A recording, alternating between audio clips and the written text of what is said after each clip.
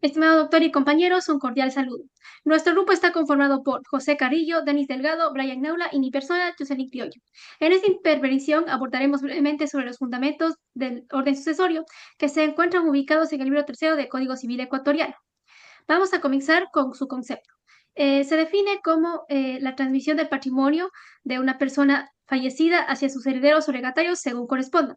Esto puede ser por testamento o por ley. El artículo 993 del Código Civil señala que puede ser por dos títulos, singular o universal. En cuanto a sus requisitos, existen tres elementos fundamentales, que son el elemento personal, que incluye a la persona fallecida o denominada causante, y al heredero o legatario, que es la persona que hereda, por supuesto.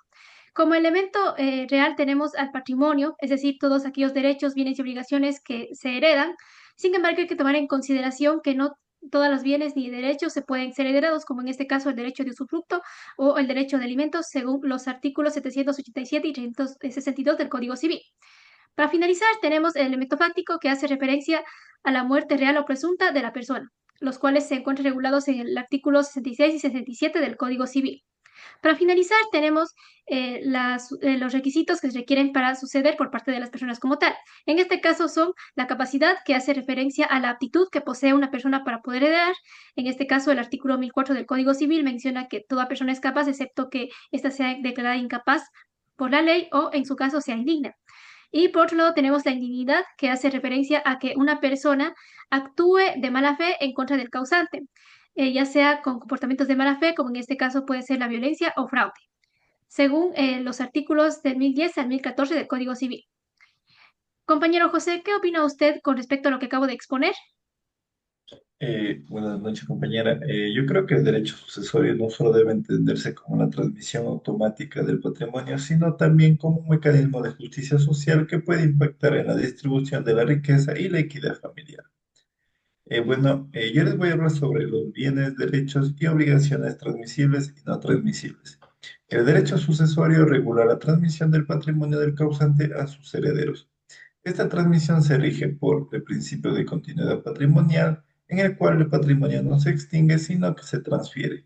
También tenemos la herencia como universalidad jurídica, en la cual se incluyen bienes, derechos y obligaciones transmisibles. Ahora vamos con la clasificación. Los transmisibles son los derechos reales como propiedad, derechos personales como créditos y deudas. Los no transmisibles son derechos personalísimos como alimentos, uso, habitación, patria potestad y contratos que dependen de la persona. Ahora vamos con la normativa.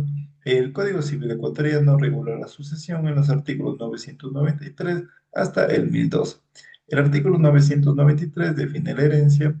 El artículo 997 establece que solo se transmiten los derechos y obligaciones que no se extinguen por la muerte. Los herederos responden por las deudas hasta el valor de los bienes heredados. Un ejemplo sería la propiedad de una casa es transmisible, en cambio, el derecho a recibir los alimentos se extinguen con la muerte del titular. Ahora vamos con la jurisprudencia. Los tribunales ecuatorianos han establecido que las deudas heredadas se pagan con el patrimonio recibido, no con el patrimonio propio del heredero. Los derechos personalísimos no se heredan, salvo si existe una sentencia ejecutoriada como como pensiones alimenticias vencidas. Un ejemplo sería que no se puede heredar el derecho a recibir alimentos futuros, pero sí los valores ya devengados no cobrados.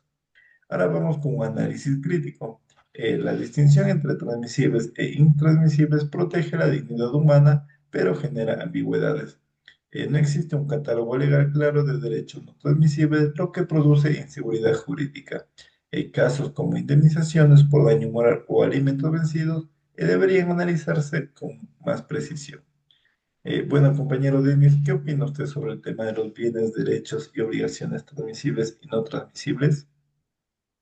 Bueno, según los derechos personalicismos, mueren con su titular y no pueden formar parte del caudal hereditario, según como dice el jurista Jorge Llambias. Yo les daré el tema sobre las clases de sucesiones, sea universal o singular, mientras que la universal se caracteriza por la transmisión de la totalidad del patrimonio del causante, el hereditario, de una cuota de él. Este patrimonio incluye bienes, derechos y obligaciones transmisibles. Según el jurista Guillermo Bozano, Las asignaciones testamentarias también define la asignación universal como aquellas en las que el difunto es sucedido en la totalidad de sus bienes, derechos y obligaciones transferibles o en una porción proporcional de los mismos, mientras que la singular consiste en, en suceder en una o más especies o bienes específicos. Ya, y la asignación es a título singular, se llama legados. El asignatario a título singular se le llama legatarios. Según Guillermo Bozano, se describe la asignación singular como aquellas donde el testador designa uno o más sujetos específicos para sus herederos. En resumen, la diferencia entre el universal y singular se basa en la extensión del llamado que recibe el asignatario, ya sea universal o cuota. Compañero Brian, ¿usted qué opina sobre esto de los universal y singular?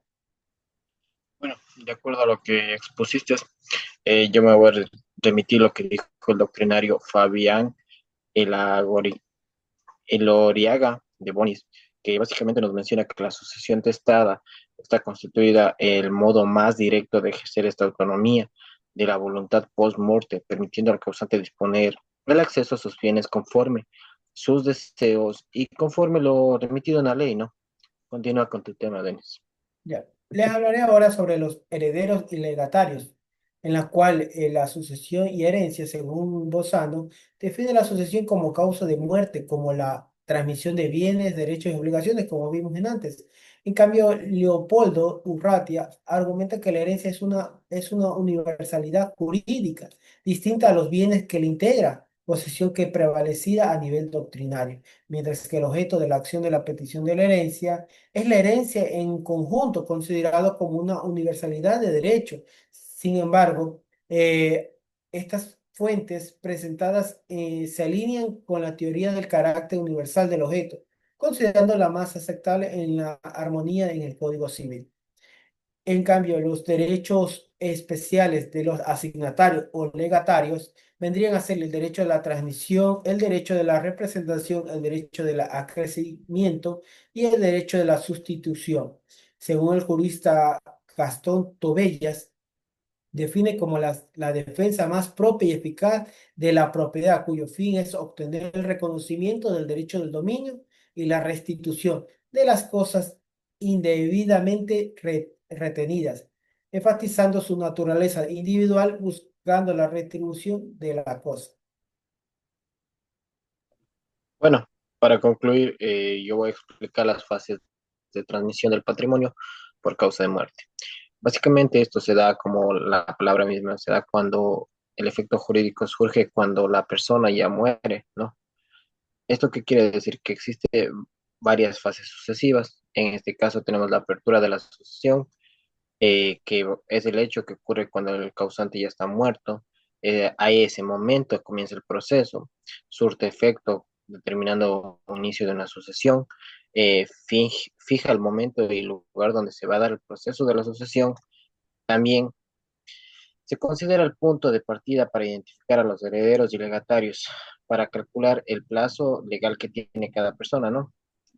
Conforme a esto también tengo lo que es la delación, que la delación es el allanamiento legal a un asignatario, heredero o legatario, para que decida si acepta o rechaza la asignación.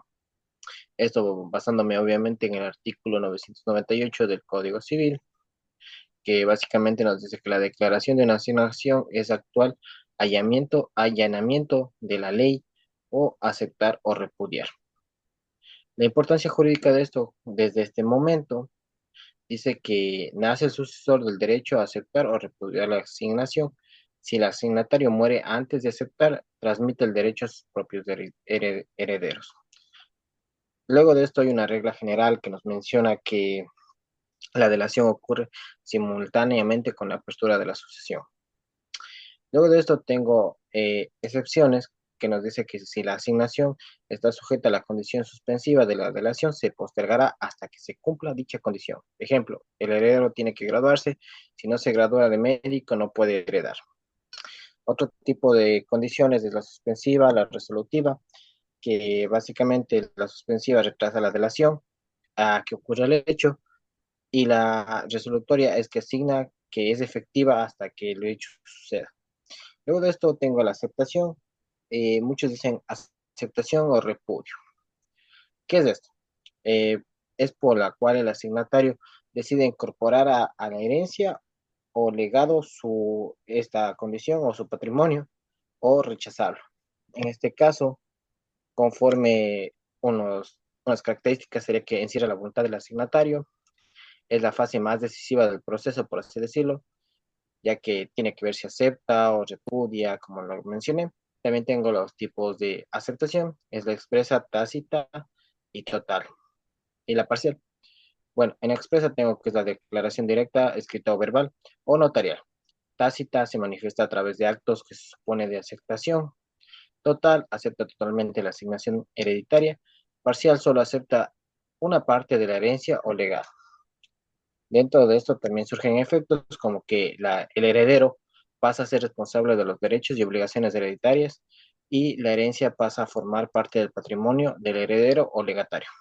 Para concluir, una breve conclusión de nuestro tema sería que, visto lo que dispone nuestro Código Civil, vemos que todos estos temas nos ayudan a resolver conflictos que muchas veces no pensamos que son cotidianos, pero se dan, en la vida real se dan. Entonces, son muy factibles ya que hacen que el proceso sea más fácil y veloz al momento de realizarse, que eso es lo que la gente busca, ¿no?